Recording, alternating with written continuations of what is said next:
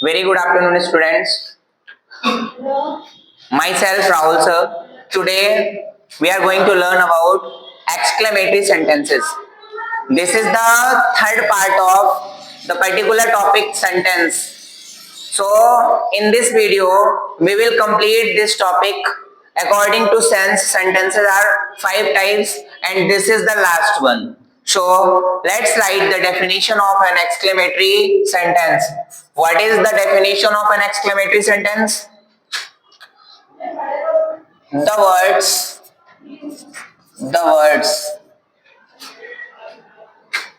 which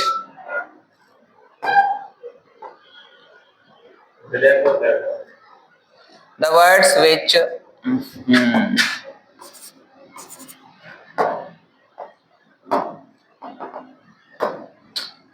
the words which shows sudden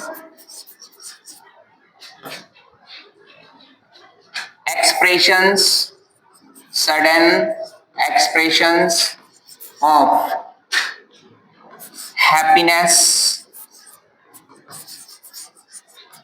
griefness, sorrow,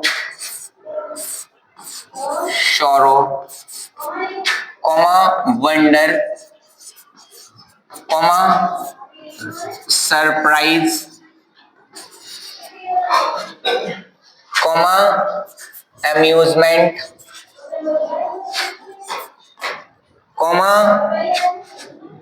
ridicule, disgust, contempt,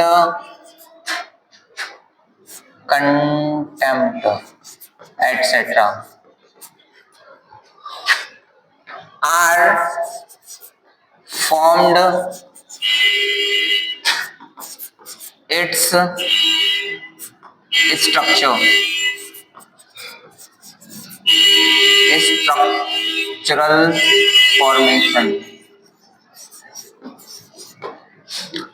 आइए समझते हैं इनको. The words which show sudden expressions of happiness. वे शब्द जो सडन बोले तो अचानक, एक्सप्रेशन मीन्स भाव, हैप्पीनेस मीन्स खुशी, ग्रीफनेस मीन्स दुख, सॉरो मीन्स दुख, वंडर मीन्स हैरानी, सरप्राइज मीन्स हैरानी, अम्यूजमेंट मीन्स मनोरंजन, रेडिकल मीन्स हंसी का ठट्ठा, जब हम हंसते हंसते हमारी हंसी नहीं रुकती, that is radical, disgust means उपहास, किसी की निंदा, कंटेम्प्ट मीन्स निंदा, आदि के भाव उपस्थित, आदि के भाव के द्वारा are formed its structural formation. इस प्रकार के शब्द इसका संरचनात्मक फॉर्मेशन का निर्माण करते हैं. अब ये एक्सक्लेमेटरी सेंटेंसेस जो होते हैं, इनको हम किनके माध्यम से एक्सप्रेस करते हैं? सो exclamatory sentences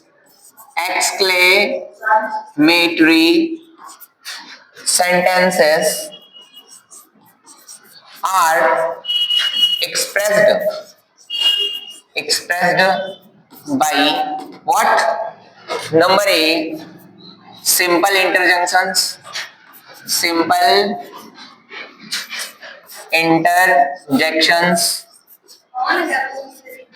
Number 2, compound interjunctions.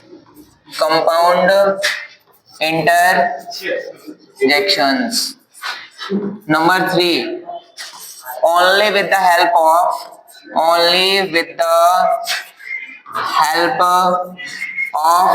mark of exclamation. Okay, let us learn these particular topics separately. What are the simple interjunctions? Simple interjunctions are what? Like as hurrah, bravo, oh, ah, elos, haha. Now these are compound interjunctions. Mischief monger,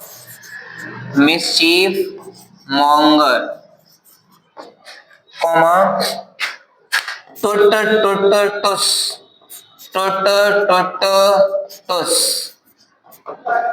comma, bother, bother it,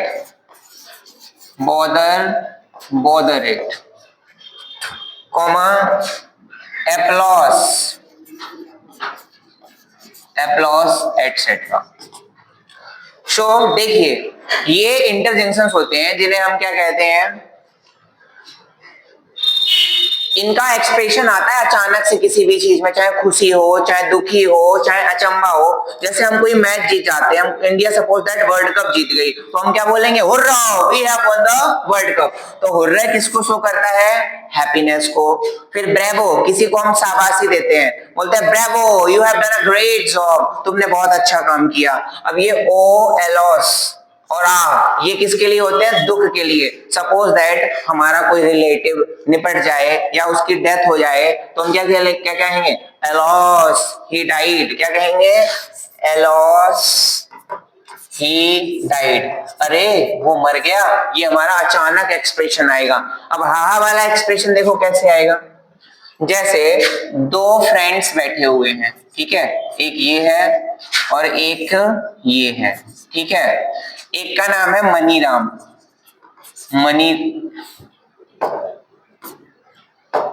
Maniram, और एक का नाम है धनीराम, ठीक है।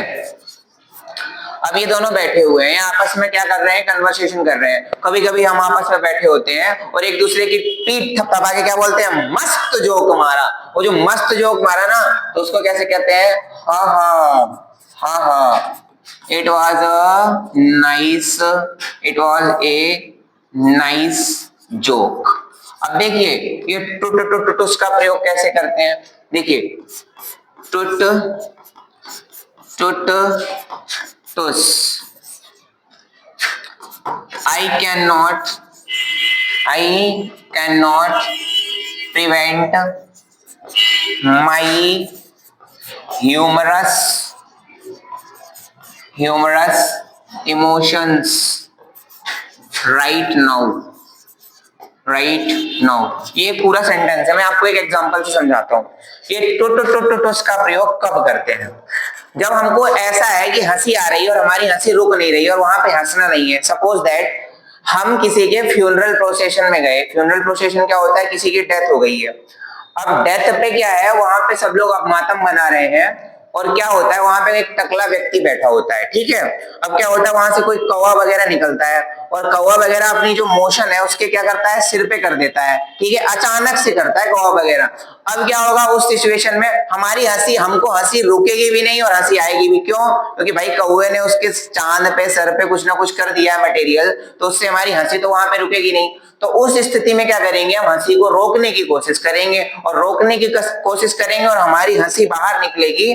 तो उस situation में क्या होगा, टुस का प्रयोग होगा। ये था अपना एक्सक्लेमेटरी सेंटेंस इंटरजेक्शंस के माध्यम से। अब सपोज दैट हमें एक्सक्लेमेटरी सेंटेंस को विदाउट इंटरजेक्शन समझना है, देखिए उसको भी समझते हैं। बहुत ही अच्छा एग्जांपल बताता हूं मैं आपको एक, बिना इंटरजेक्शन का इंट्रोगेटिव सेंटेंस को समझने के लिए। देखिए हमारे पास दो सेंटेंसेस हैं, क्या लिखा है, women without her man is, women without her man is nothing. Okay, एक और लिखते हैं इसी का, women without her man is nothing, man is nothing. अब मेरी बात सुनो, ये दोनों अभी अपने को सेम दिख रहे हैं, ठीक है। अब इनमें थोड़ा सा पंक्चुएशन का प्रयोग करते हैं। यहां पे अपन लिखते हैं कि women without her man is nothing, और यहां ऐसा कर देते हैं, women without her man is nothing. देखो सिचुएशन क्या हुई, दो हस्बैंड वाइफ थे, ठीक है। ये हस्बैंड है, इनका नाम है विकास जादौन, ठीक है, और इनकी मैरिज हो गई तो इनकी वाइफ आई, ठीक है। अब क्या होता है, जो बेचारे सीधे साधे होते हैं तो उनकी वाइफ बहुत टेढ़ी आ जाती है, ठीक है। तो कंडीशन क्या हुई ये अपनी वाइफ को प्यार से समझाने की कोशिश करते थे कि फालतू मत बोला करो वगैरह वगैरह। तो एक दिन ये बोलते हैं कि सुनो मैं तुमको आज जीवन की सीख देता हूँ, और ये अपनी वाइफ से कहते हैं कि woman without her man is nothing. जो औरत होती है वो अपने आदमी के बिना कुछ नहीं होती। इतने में भाभी जी को आ गया गुस्सा, तो भाभी जी ने आंख वाँख टेढ़ी कर ली, और पता है गुस्से में क्या बोलती हैं? वोमेन, वोमेन की बात कर रहे हो? ये एक्सप्रेशन बता रहा है women without her man is nothing.